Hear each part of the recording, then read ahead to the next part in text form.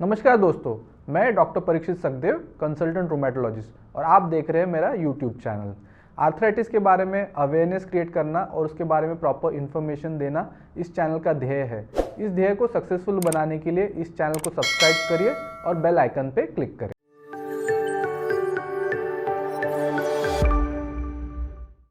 आप देख रहे हैं मेरी series A to Z of arthritis, जिसके बारे में मैं A to Z अल्फ़ाबेट्स का यूज़ करते हुए आर्थराइटिस के बारे में पूरी इन्फॉर्मेशन दूंगा। A to F तक के वीडियोस ऑलरेडी इस चैनल पे है और आज का अल्फ़ाबेट है G फॉर गाउट। तो आज हम जानेंगे गाउट इस आर्थराइटिस के बारे में। गाउट एक तरह का आर्थराइटिस है, जैसे मैंने पहले बताया 100 से भी ज़्यादा आर्थराइटिस होते हैं, गाउट उनमें से एक है। ये बहुत एक कॉमनली पाया जाने वाला आर्थराइटिस है। जो इसका कारण है वो है यूरिक एसिड की अधिकता। तो शरीर में यूरिक एसिड की मात्रा जब बढ़ जाती है तो उसकी वजह से गाउट होता है। अमेरिका में एक स्टडी के मुताबिक 3.9% जो उनकी पॉपुलेशन है वो गाउट से अफेक्टेड है। फ्रांस में जो फिगर है ये 0.9% है। वैसी एक स्टडी जो भारत के ग्रामीण इलाके में हुई थी उसमें ये फिगर जो है 0.1% आता है। गाउट जो है कि बहुत कॉमन आर्थराइटिस है, जैसे मैंने पहले ही बताया, और इसका जो परसेंटेज है जो लोग अफेक्टेड है वो धीरे धीरे बढ़ते जा रहे हैं, क्योंकि जो लाइफस्टाइल में चेंजेस है वो बढ़ते जा रहे हैं। ओवरऑल ग्रेजुअल जो हमारी लॉन्गेविटी है, जो एज है वो बढ़ती जा रही है, लोग ज़्यादा उम्र तक जी रहे हैं, जिसकी वजह से बीपी, शुगर, किडनी की बीमारियाँ ये सब बढ़ती जा रही है और इसकी वजह से है गाउट का जो प्रमाण है वो भी बढ़ते जा रहा है। इसके अलावा जीवन शैली में बदलाव, जैसे खान पान में जो बदलाव हुए हैं, बहुत ज़्यादा फ्राइड फूड खाना या फिर कोल्ड ड्रिंक्स पीना, अल्कोहल का सेवन, इन सब से भी गाउट का जो पॉपुलेशन अफेक्टेड का जो प्रिवेलेंस है वो भी फिगर बढ़ते जा रहा है। जैसे मैंने पहले बताया था, आर्थराइटिस जो है वो ज़्यादातर महिलाओं में देखा जाता है, लेकिन गाउट एक तरह का आर्थराइटिस है जो साधारणतः पुरुषों में ज़्यादा पाया जाता है। गाउट ऐसा आर्थराइटिस है जो ओल्ड एज में ज़्यादा पाया जाता है, मतलब 50 के बाद जनरली ये आर्थराइटिस पाया जाता है। आदमियों में जैसे 50 के बाद उम्र क्रॉस होती है तो एक बहुत कॉमन आर्थराइटिस है आदमियों में होने का। इसके अलावा लेडीज़ में भी जब उनके पीरियड्स बंद हो जाते हैं, जिनको हम लोग पोस्ट मीनोपॉजल फीमेल्स कहते हैं, उनमें आर्थराइटिस का प्रमाण बढ़ने लगता है। यंग लड़के या लड़कियों में ये आर्थराइटिस की जो प्रमाण है बहुत कम पाया जाता है, और अगर पाया जाता है तो उनमें कुछ न कुछ कारण या कई हिडन बीमारियां होती है जिसकी वजह से ये पाया जाता है। अब गाउट क्यों होता है? ज़्यादातर लोग ये जानते हैं कि यूरिक एसिड की अधिकता से गाउट होने लगता है या यूरिक एसिड बढ़ने की वजह से गाउट हो जाता है। पर पहले हम लोग समझेंगे कि यूरिक एसिड क्या होता है। यूरिक एसिड एक तरह का बाय प्रोडक्ट है जो हमारे शरीर में daily on a daily level, daily basis बनते रहता है। वो एक तरह का प्रोटीन, जब हमारे शरीर में जो प्रोटीन ब्रेकडाउन प्रोडक्ट है उससे यूरिक एसिड बनता है, और जो यूरिक एसिड है हमारी यूरिन के through on a daily basis निकलते रहता है। कुछ कारणों की वजह से, जैसे कुछ पेशेंट्स होते हैं जिनमें कुछ कारणों की वजह से वो यूरिन के द्वारा उतना यूरिक एसिड नहीं निकाल पाते हैं, या कुछ और कंडीशंस होती है जिनमें यूरिक एसिड बढ़ने लगता है, जैसे बहुत ज़्यादा प्रोटीन युक्त आहार का खान पान, उससे जो है यूरिक एसिड की अधिकता होने लगती है। कई तरह की बीमारियाँ होती है, सोरियासिस या कई कैंसर, जिनमें भी अगर बॉडी टर्नओवर बढ़ जाता है तो उसकी वजह से भी जो यूरिक एसिड की लेवल्स है वो ब्लड में बढ़ने लगते हैं, और जिसकी वजह से उनको गाउट होने के चांसेस बढ़ने लग जाते हैं। अब ये यूरिक एसिड से गाउट होता कैसे है एग्जैक्टली? यूरिक एसिड क्या होता है, जब लेवल एक लेवल के ऊपर ब्लड में यूरिक एसिड बढ़ने लगता है तो वो धीरे धीरे हमारे जो जॉइंट्स है वो जॉइंट्स के कैविटी में धीरे धीरे जमने लगता है, और वहाँ पे वो क्रिस्टल फॉर्म, जैसे डायमंड जैसे क्रिस्टल फॉर्म में एक वो लेयर्स उन जॉइंट में बनने लगती है, और ये प्रक्रिया धीरे धीरे कई सालों तक चलते रहती है। और जब कभी एक लेवल के बाद, बहुत सालों के बाद, जब कभी एक तरह का स्ट्रेस निर्माण होता है, चाहे कोई सर्जरी हो या कोई एक्सर्शन हो, बहुत ज़्यादा फिजिकल एक्सर्शन हो गया हो, या शरीर में पानी की कमतरता हो गई हो, या कोई हार्ट अटैक आ गया हो, कोई मेजर सर्जरी हो गई हो, तो ऐसे समय पे ये क्रिस्टल्स जो है वो जॉइंट में टूट जाते हैं और वो जॉइंट का जो ऑयल होता है उसके बीच में आ जाते हैं। वहाँ पे जो हमारी इम्यूनिटी होती है वो इम्यूनिटी उन क्रिस्टल्स पर अटैक करती है, जिसकी वजह से जॉइंट में इन्फ्लेमेशन होता है, मतलब जॉइंट में पेन हो जाता है, सूजन आ जाती है, रेडनेस हो जाता है। इसे हम लोग गाउट अटैक कहते हैं। तो इस तरह से ये गाउट की शुरुआत होती है। तो एक प्रोसेस है, पहले धीरे धीरे यूरिक एसिड बढ़ता है, वो जॉइंट्स में जमा होता है, और एक लेवल के बाद किसी कारण की वजह से वो जॉइंट्स में जब फ्लूइड में आ जाता है तो इम्यूनिटी उस पर अटैक करती है, और जिसको हम लोग गाउटी अटैक कहते हैं। इस तरह की ये प्रोसेस है जिससे हम यूरिक एसिड की वजह से गाउट होता है। अब यूरिक एसिड लेवल्स कितने होने चाहिए? जनरली मेल्स में 7 मिलीग्राम से अगर ऊपर हो या फीमेल्स में 6 मिलीग्राम से ऊपर हो तो गाउट होने का जो रिस्क है वो बढ़ जाता है। लेकिन दोस्तों मैं एक यहाँ पे बात क्लियर करना चाहूँगा कि सिर्फ यूरिक एसिड बढ़ने से गाउट हो जाता है, ऐसा बिल्कुल भी नहीं है। इसको हम लोग ऐसा समझा सकते हैं कि ये दो अलग अलग कंडीशंस हैं। यूरिक एसिड बढ़ने को हम लोग कहते हैं हाइपर यूरिसेमिया, लेकिन हर बार हाइपर यूरिसेमिया गाउट ही होगा ऐसा ज़रूरी नहीं है। कई बार कई कारणों से यूरिक एसिड लेवल्स बढ़ जाते हैं, लेकिन उसका मतलब ये नहीं कि वो गाउट ही हो। तो कई कंडीशंस है, जैसे मैंने पहले भी बताया था, जब बॉडी टर्नओवर बढ़ जाता है, जैसे सोरियासिस है या कई तरह के कैंसर्स है, उनमें भी यूरिक एसिड लेवल बढ़ सकता है, लेकिन उसका मतलब ये नहीं कि उन्हें गाउट हो गया है। वज़न बढ़ने के साथ भी कई बार यूरिक एसिड लेवल्स पेशेंट्स के बड़े होते हैं, या डाययूरेटिक्स जब जो ऐसी दवा है जिससे पानी शरीर से कम होता है, तो उनमें भी यूरिक एसिड लेवल्स बढ़ जाते हैं, लेकिन इसका मतलब ये नहीं कि उन्हें गाउट है।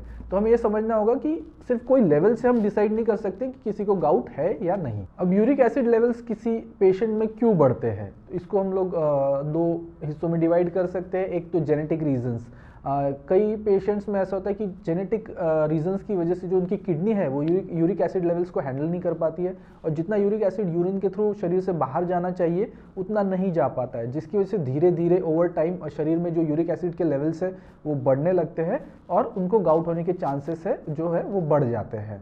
इसके अलावा जो सेकेंड पार्ट है वो है एनवायरमेंटल फैक्टर्स।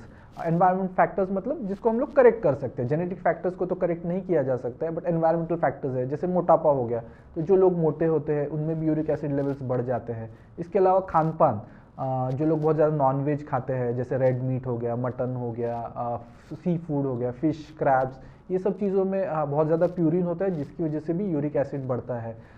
इसके अलावा जो बहुत ज़्यादा शुगर वाले ड्रिंक्स होते हैं, जैसे कोल्ड ड्रिंक्स हो गए, कॉर्न सिरप्स हो गए, बहुत ज़्यादा मीठे जूसेस हो गए, तो ये सब से भी जो है यूरिक एसिड बहुत बढ़ने लगता है। इसके अलावा जो बहुत ज़्यादा जो तेल में तली हुई चीज़ें खाते हैं, हाई फैटी फूड्स खाते हैं, फ्रेंच फ्राइज, इस तरह की जो चीज़ें खाते हैं, उससे भी जो है यूरिक एसिड धीरे धीरे बढ़ने लगता है। इसके अलावा जो पेशेंट जो already diabetes, blood pressure, kidney की जो बीमारियां है उससे ग्रसित है, उनमें भी जो है यूरिक एसिड लेवल बढ़ने लगता है। इसके अलावा हार्ट के जो मरीज जो डाययूरेटिक्स ले रहे हैं उनमें भी यूरिक एसिड लेवल्स बढ़ने लगते हैं, जिसकी वजह से उन्हें गाउट होने के चांसेस बढ़ जाते हैं। अब गाउट के लक्षण क्या है और इसे कैसे पहचानें, जैसे आपने पहले भी मैंने बताया कि सिर्फ यूरिक एसिड लेवल से हम डायग्नोज नहीं कर सकते कि गाउट है, तो हम इसे सिम्टम्स के द्वारा अच्छी तरीके से पहचान सकते हैं कि किसी पेशेंट को गाउट है या नहीं।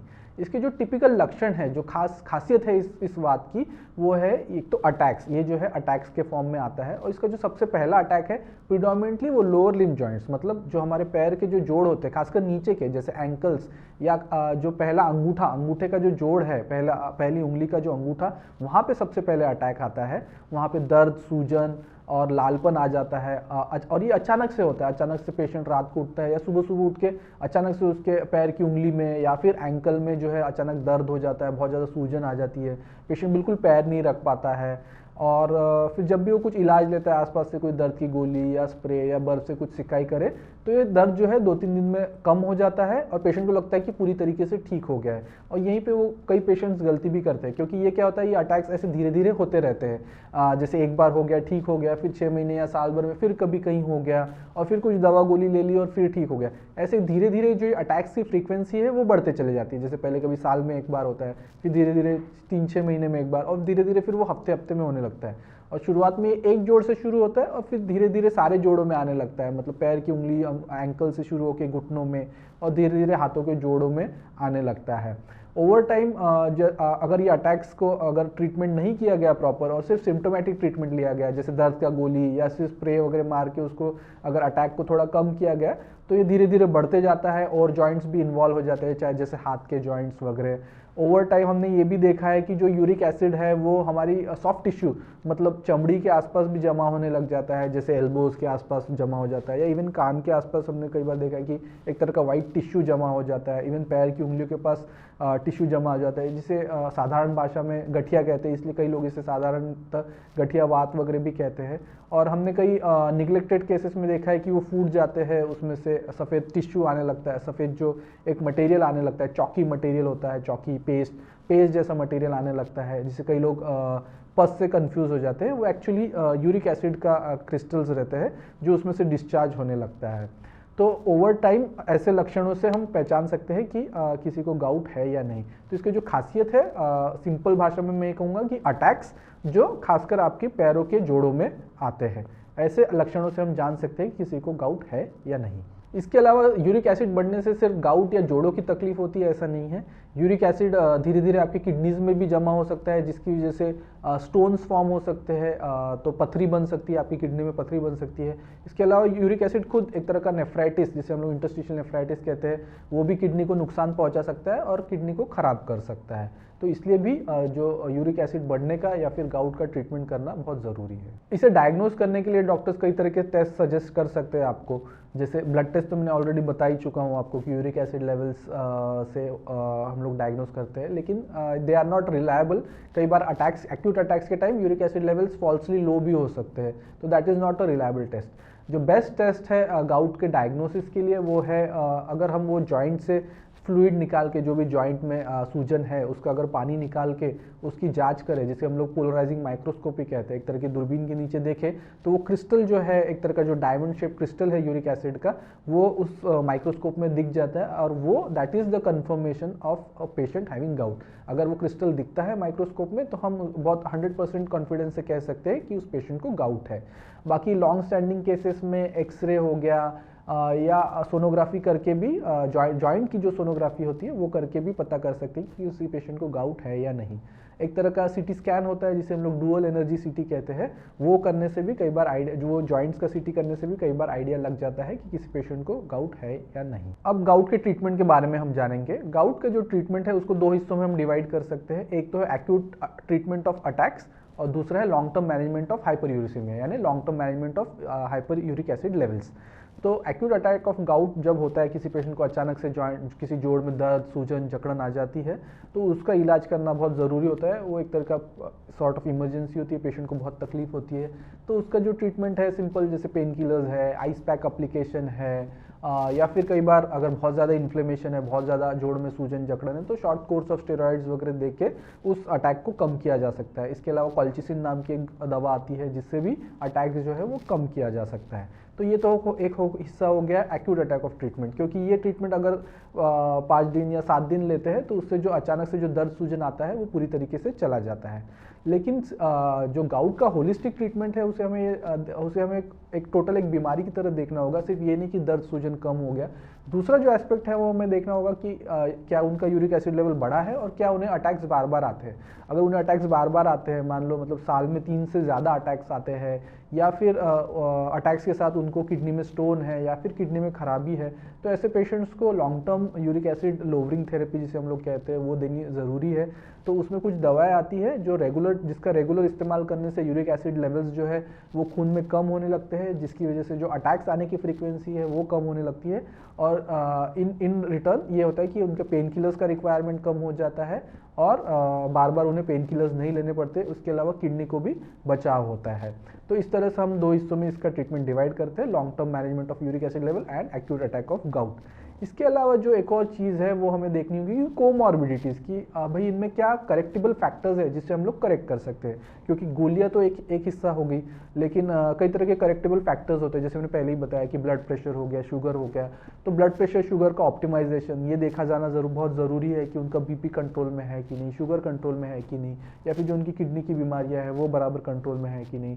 और अगर वो हार्ट डिजीज़ से ग्रसित है, अगर कोई उनका हृदय रोग है, तो क्या वो बहुत ज़्यादा डायूरेटिक का इस्तेमाल कर रहे हैं, तो क्या हम डॉक्टर से बात करके डायूरेटिक्स के जो दवाइयाँ हैं वो कम कर सकते हैं क्या। तो ऐसे कई तरह के करेक्टिकल फैक्टर्स पे भी हमें ध्यान देना बहुत ज़रूरी है।